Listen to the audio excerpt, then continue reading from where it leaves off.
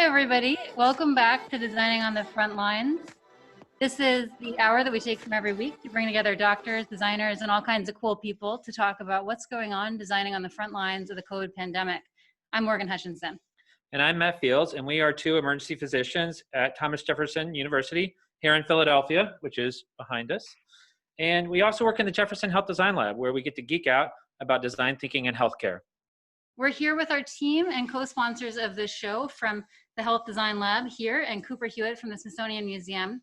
Bon Ku, Ellen Lupton, Rob Puglisi, Christy Shine, Mary Ellen, and Michelle Ho, plus our students from our design track. It's awesome to have you all here with us. Now remember, everybody please turn on your video. This is meant to be interactive, and we want to see everybody's smiling face. And please use the chat box to tell us who you are, where you're from, ask any questions or any comments, give any shout outs you want, or say whatever you want. It's supposed to be a laid back, interactive session. This week we have three awesome speakers. We have Dr. Aditi Joshi, thank you for coming, from Emergency Medicine Department here. We have Dr. Sheila Sahni, who's an interventional cardiologist in New Jersey, and we have designer George A. from Chicago. It's going to be great.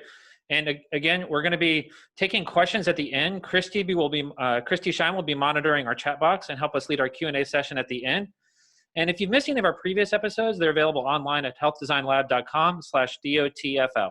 Now we're going to hand it over to Rob for some moments, some updates. Some music. Is it that time already? Hey everybody, my name's Rob. I'm one of the Health Design Lab team and your friendly producer for this show. For my bit today, I just want to share a little bit about the music we're listening to today. Let's check that out. Hold on.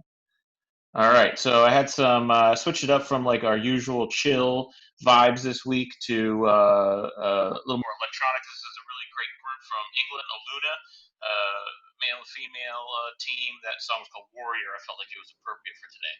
And then I saw this on Twitter right before we started today. Here's our guest from a couple of weeks ago. Can you all see? Mike Natter working on a really awesome piece called Don, Doff, and Draw. So you can kind of check him out in action. So amazing artist, cool guy, and a physician, and one of our previous guests. Make sure you follow him and check out his beautiful art. And that's it. I actually just saw that video yesterday as I was learning what Instagram Live was for the first time. I feel like the technology learning curve is huge these days. I'm going to go ahead and introduce our first speaker, Dr. Aditi Joshi, our colleague and our friend here in the emergency department at Jefferson. She's the director of Jeff Connect, the telehealth program here at Jefferson, and the director of the telehealth fellowship. Hi, thank you for coming on, Aditi. I think you're muted. I feel like that's what somebody said on Twitter. That's going to be the line from 2020. You're muted. I know, that's going to be like the main thing. So yeah. Thanks so much for coming on. We're really excited to hear about what it's been like for you as the director of the telehealth program for the long term, and then coming into this pandemic, and like what your experience was like, you know, in at work and on telehealth, and just personally dealing with this kind of time. Sure, thanks for having me. So I'll give you a brief background. I've worked in telehealth for about 7 years. I joined a startup in 2016, and Jefferson started their program in 2015. And so our background, we have a program called Jeff Connect. It's huge and all over the hospital. But the part that I'm going to talk about today is our on-demand portion, which is our direct-to-consumer. You can think of it as acute care, virtual urgent care, or something of that manner. It's staffed 24/7 by emergency medicine physicians. And I took over as medical director in 2016 and came to Jefferson at that point from that startup that I was telling you about. So previously, you know, we would staff it, but we didn't get a lot of patients. A lot of physicians didn't really want to do it. Telehealth wasn't very popular. People didn't get it. They didn't know what they could use it for. People didn't think it's safe. I mean, anything you can think of, I've heard. And so we always had this idea that it is going to be useful in the future, but it was a lot of barriers trying to convince other people that there was something to it. And so then, you know, 2020 happened, and lots of things bad happened, but then this pandemic, and like nothing has changed the way that people look at telemedicine except until this. And this has been a defining moment because there is, you know, our entire goal is to keep people at home, right? So I just remember in March, and this is in Philadelphia, obviously my colleagues are here too, and so they can give you some idea of the other things that were happening. But I remember it was the week of March 9th, And, generally our shifts hadn't been overly busy. We didn't have a huge amount of people. So I could tell you, Flo, in March of that, March 9th of last year, we probably had over the week about 50 to 60 patients over the week. And so then March 9th happened this year, and we started to see just a huge uptick all of a sudden. And it was no accident, right? A lot of things were happening simultaneously. We in Philly knew that the West Coast had had a ton of cases of coronavirus, so it was going to be coming to us. The hospital was planning to get PPE, they were restaffing. We were creating our own protocols of how we were going to deal with it as an institution. We shut down 5 urgent cares, a bunch of the on-site clinics shut down. We stopped our elective surgery, so a whole host of things shut down. And because of that, one thing that they did, because we had it already set up, was say that anybody who needs to be seen for medical care or coronavirus screening was going to go through our telemedicine program. So I went from basically having to deal with maybe 20, 30 patients. And then we, I think on that Friday, had about over 150. And we didn't have the staffing for it. So you can imagine the amount of stress that was for our department and the 37 doctors who were able to staff it. So here's what we did, because we realized that there was an opportunity here to keep people safe in the city of Philadelphia, because we had this program. We had the ability to keep people at home and still be able to offer testing. So while we were, I'll tell you about the telehealth portion, but the one thing we also did is create a bunch of outpatient testing sites. So we sent 3 around Eastern Pennsylvania and Southern New Jersey. So Jefferson set those up. And the idea was that anybody who wanted to get tested at one of those sites would come through telehealth, or they could call their doctor, but we actually set it up through telehealth. And we set up also a centralized place for registration so people could call there. And then so that weekend I spent basically training. So we had that set up, sorry, so let me go back a second. And then what we had to do in the meantime was, because we couldn't have one doctor staffing if you had 150 patients on a day at a time. And so we spent that weekend basically creating training videos. I created an entire portal with all of the training documents, all of the protocols, what you need to do to get testing information on coronavirus, so any of the people who are working in telehealth could do it. And then on Saturday night, I created 2 types of training videos, and I trained 150 people. I made 150 provider accounts that Saturday, which was like the longest day I can remember ever. And so because the next day we got all of those people, we got staffing from family practice and internal medicine to help out our very overworked EM faculty. And I remember that was March 15th. And I can't tell you, that day, I thought I was gonna cry just seeing all of the people helping. So did my colleagues who were working, because I don't think they would have been managing that amount of patients. And that week though, the March 16th, we saw over 2,000 patients. It was something ridiculous over that 10-day period. And so since then, that was probably our peak week. Since then, we haven't seen as many, but in the time that I would consider surge, where we needed family practice, internal medicine to help us with our staffing, which I'd say was at March 16th week to May 8th, we saw 6,500 patients and tested about 30% of them. Those are all people from home. Nobody had to come into a site other than the outpatient testing sites to do that. And so we know that probably helped tremendously, right? Because nobody had to come into the ER. No one had to go to an urgent care. Nobody had to go to any clinic. They could sit at home and get evaluation, screening, information, counseling on what they needed to do at home, what they needed to do for if they were critically ill. And we could actually screen them for that.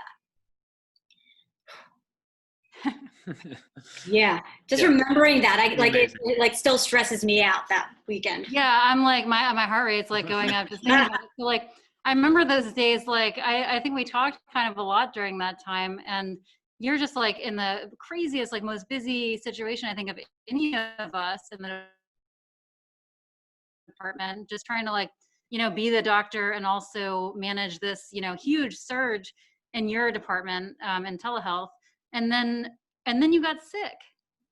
And then you got sick during that time. And so what was that like for you? So I got sick. So I said that Monday, the 16th was probably the busiest day we had. It was, numbers wise, it was the busiest day. I got sick and spiked a fever that Saturday. And I was even telling Morgan right before this, I was like, thank God that happened then, when we were fully staffed and I had trained everybody, because I don't know what we would have done if I was like sick and couldn't do it.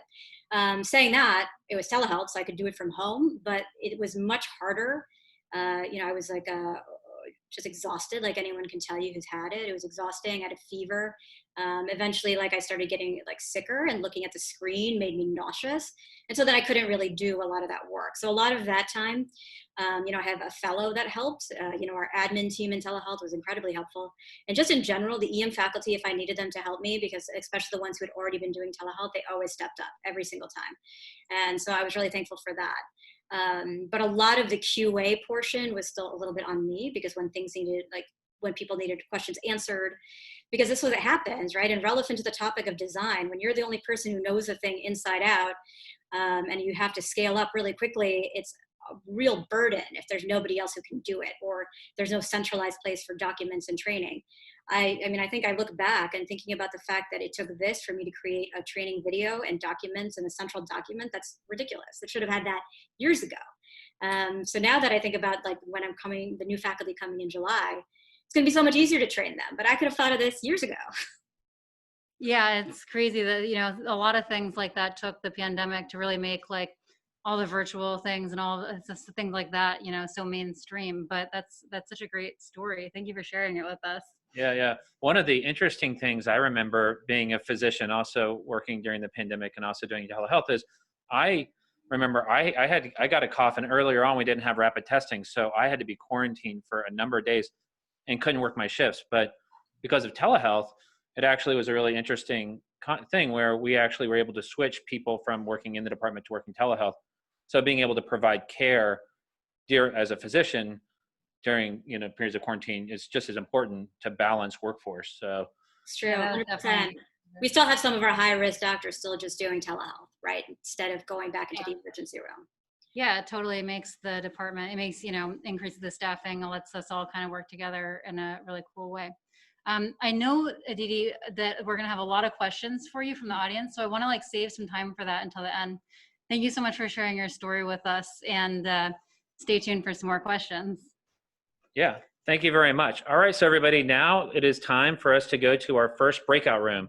For those of you just joining, we like to do breakout rooms as a way for everybody to get to meet each other and learn something about each other. So you're going to be randomized into groups of 4 or 6.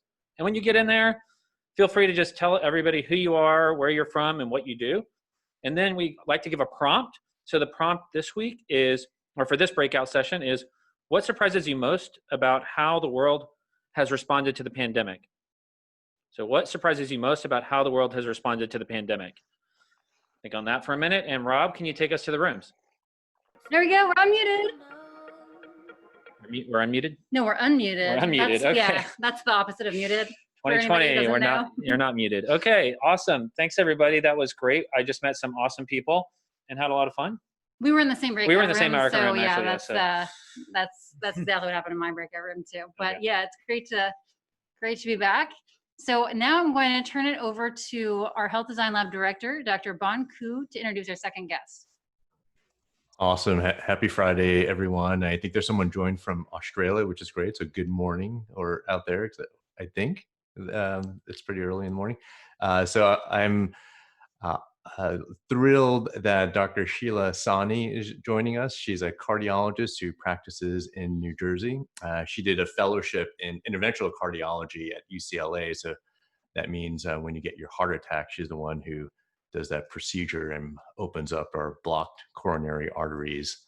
I got to know Sheila. We were co-panelists on the primetime TV show called Chasing the Cure that we did last fall, and it was a show that on crowdsourcing to help patients get a diagnosis. So every week, Sheila and I would hop on a plane from the East Coast, go to LA, film, and take a red eye back to the East Coast to work our day jobs as doctors. And as a doctor who works in the emergency room, I've been wondering where are all these patients who have congestive heart failure, who have acute myocardial infarctions, because we've not been seeing them over the past few months. There's been a decrease in volume in emergency room visits. And I'm also wondering how doctors like you, Sheila, are opening up your practices, and especially because you do a lot of procedures, and what are things that you're doing to protect yourself, your staff, and your patients. So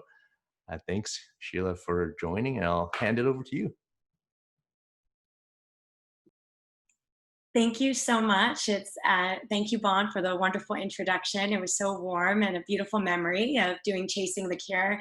It's an absolute honor to be here amongst you designers and many different physicians. I have made some slides. You know, cardiologists can be formal, but I do want to lead with what Bon just asked about, because I don't touch on it in my visuals. And that is really a question. What happened to all of the heart attacks? We all know that heart disease is the leading killer for men and women. And about 800,000 heart attacks occur in the US per year. That's 1 every 40 seconds. But what we found nationally in ERs is that there was an eerie loneliness outside of the pandemic of patients not presenting with not only heart attack, but they weren't presenting with stroke. And that's because of fear. And so I'm going to share my screen now just to give you some context for how practicing cardiology transitioned, and how along the lines of cardiovascular transitions in care, patients were also, who are the consumers of that care, were also struck by so much fear and avoiding medical attention. So I'm going to try this now to share. Can everybody see my screen? Yep. Great. So a little bit of an intro. Here we are with innovation in the delivery of cardiovascular care at the front lines. I'm an interventional cardiologist practicing in a community, so it's very different from an academic setup. Here, just to give you some background, I do a lot of consultation, patients coming in with new symptoms, a lot of explanation about what it could be, oftentimes chest pain or palpitations. And usually there's some segment of ordering diagnostic testing, whether it's an echo or a nuclear stress test or some other advanced imaging, but mostly the stress test, because that's the initial diagnostic of how the plumbing is working in the heart. And what you can see are there's EKG leads that get attached to a patient that will walk on the treadmill, and I, along with the nurse, administer the test. So there's a lot of close contact. You can see I'm very close to my staff members when I'm reading, and I'm very close to the patient.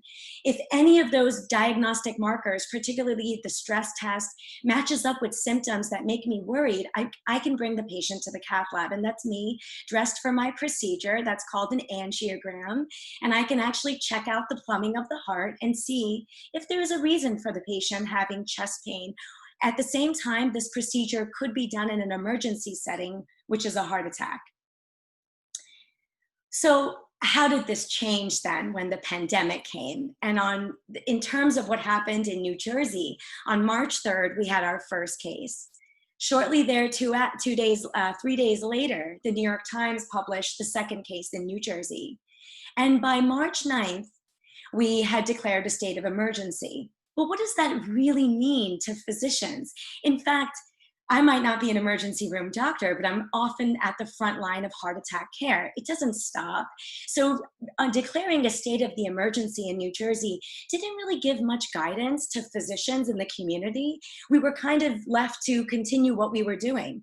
So here I was, Tuesday, March 17th, which is a day that I do a lot of high-risk procedures that have taken months to schedule at a high-risk center. I see patients in the morning. Here I'm examining a patient, no social distancing.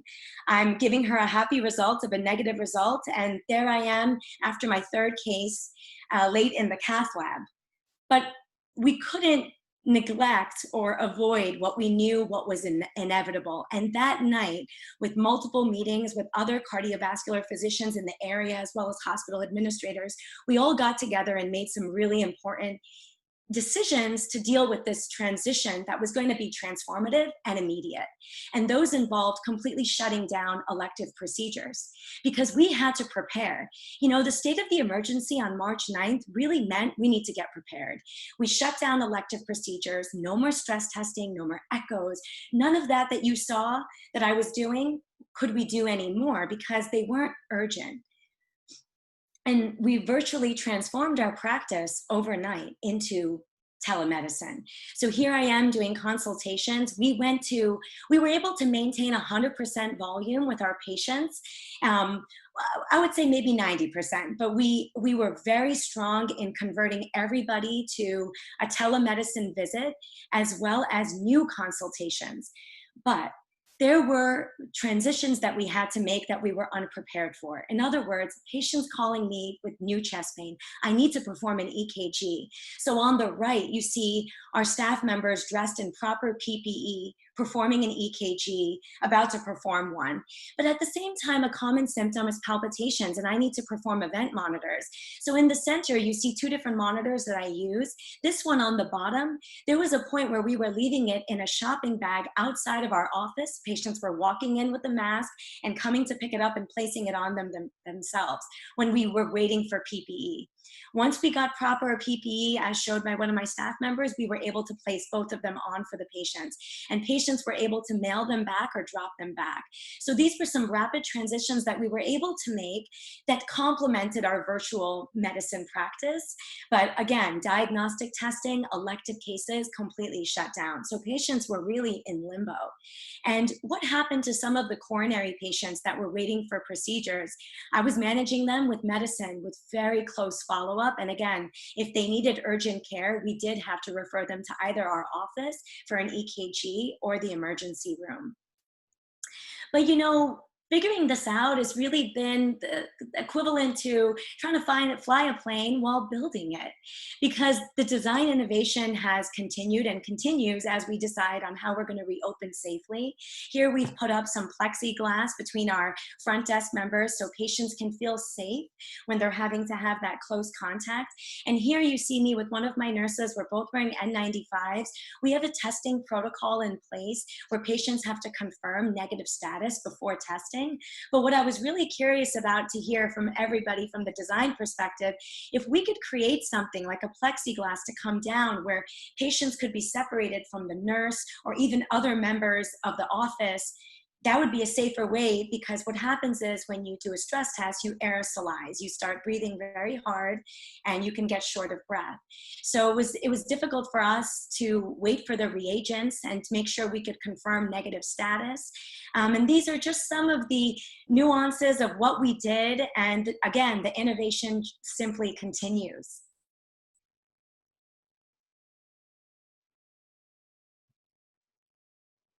Sorry, Sheila, I was muted again. That's the theme of the show today. Thank you so much. That's really cool to hear about. I know that we talked a couple days ago that it was really inspiring to hear that story, and it's cool to hear all the details of it. I think that one of the things that's been really hard from the emergency department standpoint is seeing so many patients who didn't come into the emergency room and who didn't go to their outpatient physicians and who got worse and, you know, unfortunately had really serious complications. So that's really, really cool to hear about. Thank you so much for coming on.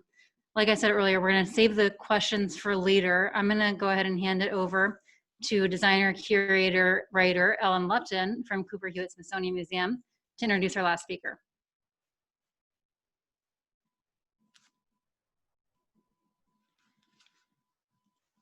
Ellen, oh, she needed to. It's not just me. All right. I had to do it, right? I'm so excited to introduce our design star of the day, George A. He co-founded a studio in Chicago called Greater Good Studio, which specializes in applying human-centered design to problems for not-for-profit organizations in that city. Prior to that, he was part of the global innovation firm IDO, and he also spent time as a human-centered designer for the Chicago Transit Authority. I'd love to hear about that, but maybe not today. His work addresses issues and problems like autism, criminal justice, education, public health, and healthcare. And he's going to talk about design and power today, and how that's not necessarily a great combination. So welcome, George A. Thanks so much for having me. Can you all hear me okay? Fantastic. So I'm going to share my screen and try and see if I get myself ready.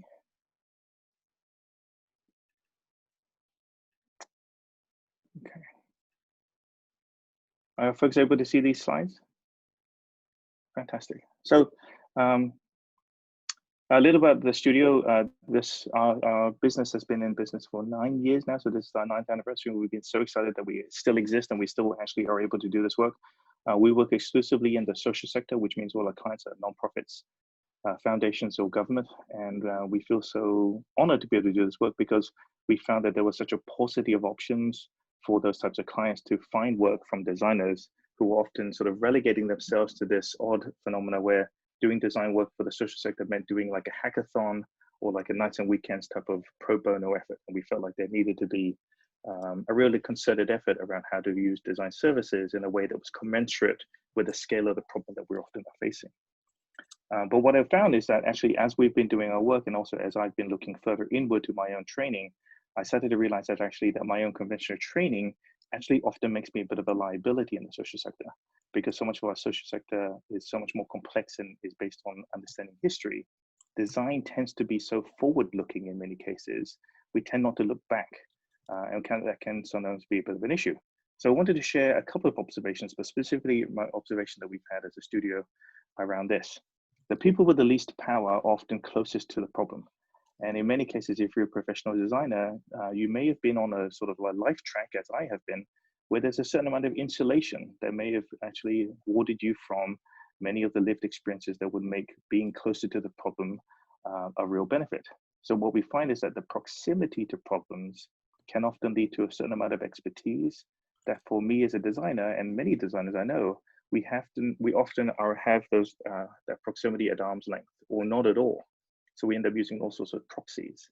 But I tend to find that there's this challenge of understanding sort of not only power, but also really understanding the problem at hand with any real lived experience. But when we talk about power, and certainly in design, we found that there's a real sort of, I think, a gross misunderstanding of the term. I wanted to share just a little bit of what we've been learning about power as a studio.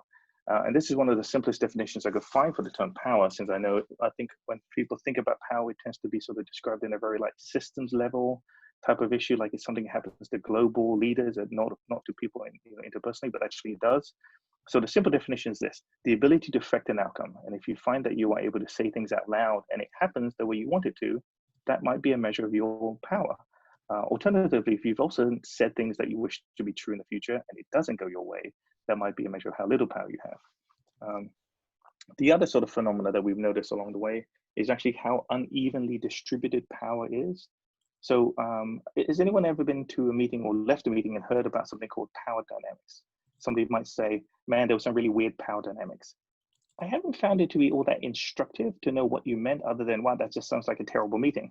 So I've been using this term asymmetry because I think it describes the imbalance of that term, of sort of how power was. And so when you think about asymmetry, we say that often power is lopsided, as in like weighted towards one or very few people in the room at the time. Just to kind of make that point a little clearer, I've used this triangle here, just like just made a triangle in Keynote. But if you think about, if you've ever started a project and from the very beginning, you are screwed, like you're never getting out of this alive. That is you at the sharp end of that power asymmetry. I kind of want to make it really clear for folks, which means that there is somebody somewhere on the wide end of that asymmetry, whether you know them or not, actually applying pressure to you. So I wanted to talk about some like classical asymmetric power relationships, and there are many. I could talk about this all day long. Law enforcement with detainees, as we know, as we've seen in the last few weeks, certainly if you put enormous pressure on someone's neck from their knee, you've seen disastrous results from that type of asymmetry. Doctors and patients, employees and employees, funders and grantees, teachers and students, landlord to renters, local government, community, leadership and frontline staff. Even to a degree, there's a certain amount of asymmetry all of you have, or that I have perhaps over the listeners, because everyone's giving me their attention. But I wanted to mention something about what we noticed as a studio, is that while we were all like, yeah, fight the man, because we wanted to be sort of in alignment with those on the right-hand side of that asymmetry on that sharp end, we actually can't get to do our work without aligning ourselves very much so with those on the wide end. So an awkward realization was how much we need to be further along that spectrum than we thought. So we found ourselves a little awkwardly way over here on that spectrum, in a place that I didn't realize or really wanted to admit. So I think it's helpful to recognize that when designers show up, they are often done in the service and in some cases the shadow of someone else's power asymmetry, which means there's a risk that when we show up and do our work, we actually might make things worse. And I think that is a conversation that's critically absent in a lot of designers who are very excited about doing work in the social sector, but sometimes when they show up with their post-it notes and Sharpies, they may not realize actually they may be doing more harm. And just to kind of talk a little more about like just how radically different the world is when you have access to power and privilege and when you do not, I want to share and just do a quick comparison of almost like a table here of 4 things that happen to humans, but are radically different when you have access to it or not. So everybody here, I think, is familiar with making mistakes, I would assume. If you make mistakes and have access to power and privilege, guess what we call it? We call it a learning opportunity. And you can build the entire professional development curriculum around it. I'm sure we know of people who are on professional development learning opportunities right now because they've screwed up something in the past. Now, if you do not have access to power and privilege, we might consider that an inherent character flaw and somehow unsalvageable for individuals who without that type of access. Like it's something that is somehow bereft, which is very, very dangerous. Now let's think about another type of behavior that's common. If you want to seek for a better life for you and your family, you might move around the world for that opportunity. For those individuals who have access to power and privilege, we call them expats. It is almost exclusively a white term, which I never would have considered until recently, because I don't think I get seen as an expat, despite my British accent. I get seen as this term, an immigrant or a refugee. That term is completely different, has very different connotations. Even though the behavior is the same, the response to those individuals is very different. I hear sort of the sort of lunatic in the White House talking about a response to immigrants or refugees, but I think the conversation will be different if he describes individuals coming across the border as expats.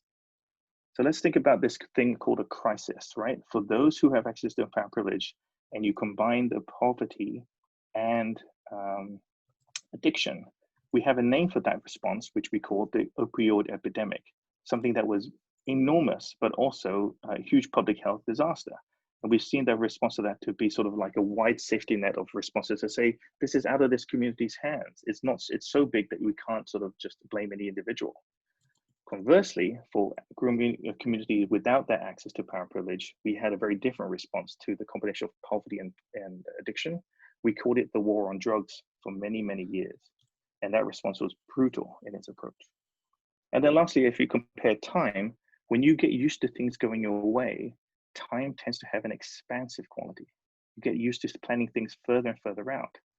Sadly, when you actually are not used to having things going your way, you start to discount the value of planning into the future, and you start having time be compressed. So I mentioned this to say that the experience of having someone live in the world where they have access to power and privilege, it practically puts them on a different planet than those who without that access. And unfortunately, between the gulf between the left-hand side and the right side, we might end up in a phenomenon where there are some individuals who are trying to save those on the right, as opposed to simply really trying to understand them better. So with that, I want to say thank you. That was a very quick set of slides.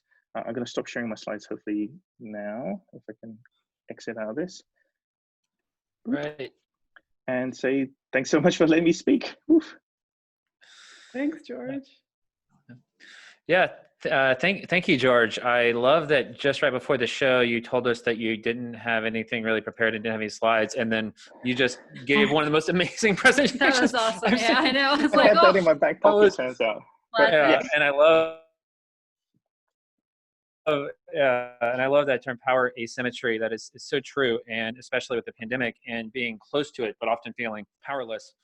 And exactly, and also the concept of bringing together, people who can affect change and people, that people have power to. That's definitely a goal of the Health Design Lab, is bringing together different people from the medical world, design world, all cross collaborating. So, and also to think about the experience of the people who are actually the end users and everything. So that's like so cool. Thank you so much. It's great to meet you. So I'm going to go ahead and introduce our second breakout room. We, again, are going to have groups of 4 to 6, 5-minute period of time. Introduce yourself when you get into the room. Tell everybody what your name, where you're from, what you do. The prompt for this breakout room is going to be, what is the best good news that you've heard since the beginning of the pandemic? And I'll give it to you, Rob. All right, everybody. We'll open them up. See you on the other side. Welcome back, everybody. That was a great breakout room. We had a lot of good news, a lot of optimism that you know, it's very important during this time. I know that we had 3 extremely cool speakers today. Thank you, Aditi, Sheila, George, so much for coming on. We've been really excited about this episode. We actually had way more people sign up this week, so I think that's just to say that people were really excited to hear from you guys. I'm going to hand it over to our colleague and our friend, Christy Shine, who's going to, you know, you guys have known her well from the chat box, and she's going to moderate a question and answer session for about 5 minutes. Great, thank you, Morgan. So we had some excellent questions come up in the chat box, and a lot of our speakers have graciously already answered some of these questions, but for those of you who didn't get a chance to see it, I'm gonna repeat some of those questions now and have our speakers answer live. So a question for Sheila. So what were the challenges with patients' perceptions of and their level of comfort jumping over to using telehealth? Yeah, great question. I think even on the provider side, there were a lot of myth busters that had to just get busted overnight because we had no option. So I think in that way, we were able to connect because patients knew they had to see the doctor, they had a follow-up visit. Okay, let me try this telehealth thing once. We did have challenges with older patients needing help with digital connections. They would usually have an advocate, family member, or a neighbor that was helping them. But there were a few that after after the first telehealth visit, they just had a preference to be seen in person. They did have a comfort level that seeing the doctor would make them feel better. And I found that in maybe less than 10% of patients, but there was still an overwhelming majority that was comfortable with it. But most patients connected first on with a telehealth visit. It's the second visit where they may have wanted to drop out. But in terms of HIPAA compliance, nobody was worried from that perspective that I experienced. Great, thank you, Sheila. And a question for Aditi. So Aditi, how do you think that we can carry forth the urgency that you mentioned that occurred in the COVID-19 pandemic with kind of making our training videos and creating manuals? How do we carry that urgency forward in the setting of the fact that we hope that we see that this eventually tails off? So I honestly think it's going to be coming back around, and I think the second time we'll be a little bit better prepared, which is great. You know, I think this was just a different type of situation because for years we've been trying to get some footing in telehealth and there just wasn't the interest. So it wasn't that we didn't want to do this or this wasn't something we thought of. There was just nobody cared, right? Mm-hmm. And so then what ended up happening, and this is another part that made my life like overwhelming, was that people from all over the country were like, oh my God, can you help us? Can you help us? Can you tell us what platforms to use? How are you training everybody? How do you get patients to use it? Like, how do you make sure you're safe on telemedicine? And I was like, I would have loved to help you with this. I've been trying to help and get this to be something, but I had no time for it now. Now, like after the fact, there's like, I feel like we're in the lull portion. Now we can do that, right? And so we've been trying to make this a little bit more formalized because there is a lot of that question. And like Dr. Sahni was saying, she was saying that, you know, that people want to go back to in-person, but they may not 100% of people will probably go back to in-person. There's going to be that portion of telehealth that's going to have to be there. And so now we can plan that out a little bit better. So that's what we're trying to do. And I think that urgency made it possible for us to create the need. And so now we can think about that in the future. It's like an opposite thing that happened is what my answer is. And what do you think about all of those different people who have come together now? Do you think we'll see networks forming of people interested in telehealth, like banding together? Do you think we'll see individual groups forming? What do you think telehealth looks like for our future? Absolutely. I think it already has happened. There is a network like just everywhere. People's interest is piqued. We're doing it more in our medical school, as the students here can attest to. I think what's inevitably going to happen is just going to be another way that you're providing healthcare. It's just going to be one of the options.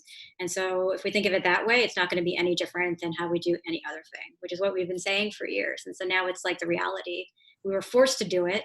Patients now understand it. Physicians understand it better. And so that makes it easier to make it part of healthcare. It's not going to be 100%. We're not looking for that. We're not going to say we're doing virtual medicine forever, but that's just going to be a portion of it. So yes. Great, thanks, Aditi. And George, questions for you. How might we shift the power asymmetry that we're seeing now, and then sort of a little more controversial, does the power lie with the people who ultimately pay for design services? Yeah, I mean, I think to a degree it definitely does, but I think that that's why it behooves us so much to vet thoroughly the thesis that people are bringing to us as a studio. I often find that there is a real, almost I say, a fetishization over certain solutions that a client might come to us with.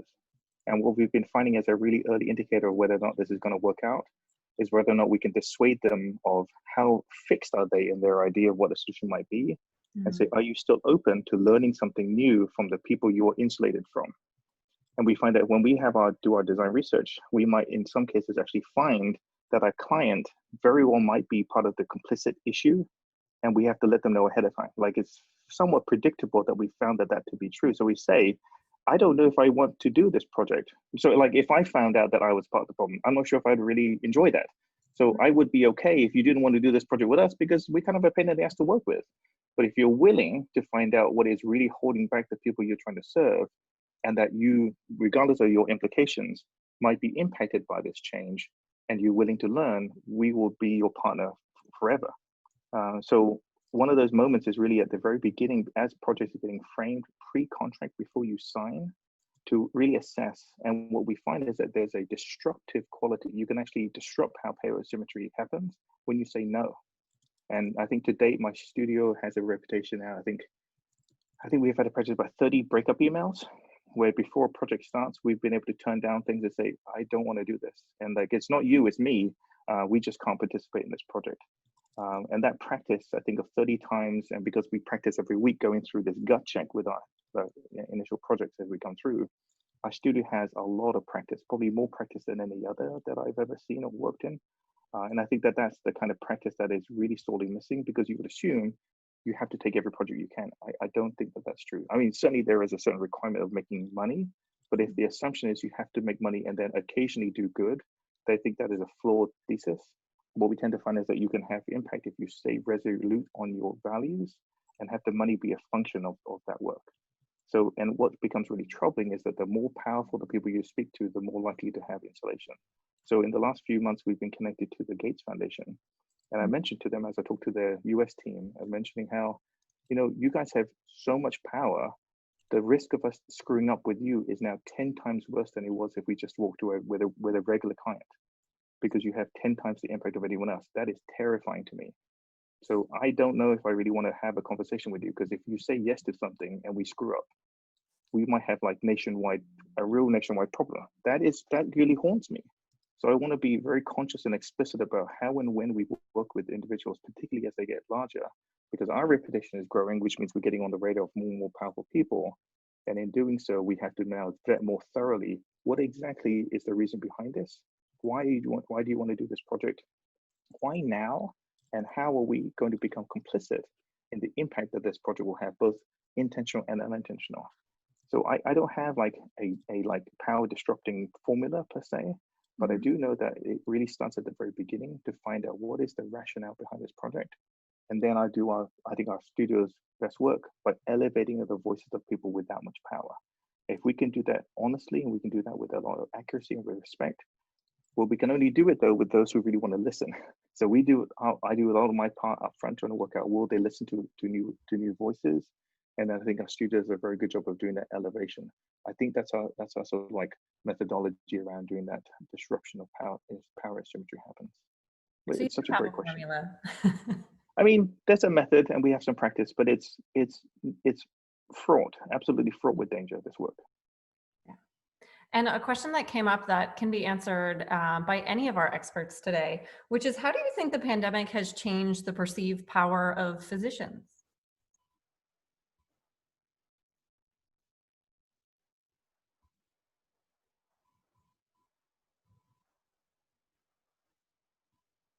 I'm not a doctor and I don't even play one on TV, so I'm going to leave this one alone here. Nice. I'm going to talk about one specific. Oh, sorry. No, go for it. Go for it. I'll speak about it in one specific manner, because I think that this is relevant to the whole talk about telemedicine. If you're at home with somebody and we always teach, how do you do a physical exam with somebody? How do you get them information? How do you counsel them on what they need to know? And so a lot of times we will engage them in that process. Like, this is how you do, like, this is what I'm looking for in an abdominal exam. This is what I'm looking for when you're taking your pulse and counting it out for me. Whatever it is I'm doing to get the information that I need. I think that is, if you're talking about power to some degree, because what I'm doing is, instead of saying I, the doctor, have to have that information and do it myself, I am giving you part of that responsibility and power on yourself to be part of your own healthcare. And this is the information that I have that I am going to give to you in this one-on-one counseling on this video, so you have it, so you know what to do and what to look for. I'm not sure if that's like going to and I think this is the way that the entire healthcare system is functioning eventually, because we realize that, you know, patients do want a little bit more ability to have that flexibility and information. And so I think that in that way, that transfers some of that power, that paternalism, patriarchal paternalism power. All right. Well, thank you, Christy. Those were some great questions. Thank you to all of our panelists and to everybody for being part of such a great discussion. It looks like the hour has gone by too quickly, as always. We're very punctual here on Designing on the Front Line, so we will not keep you past 6 o'clock. I just want to close it out by telling you, you should all join us next week. We have a great group of people next week as well. We have health economist Norma Pardone.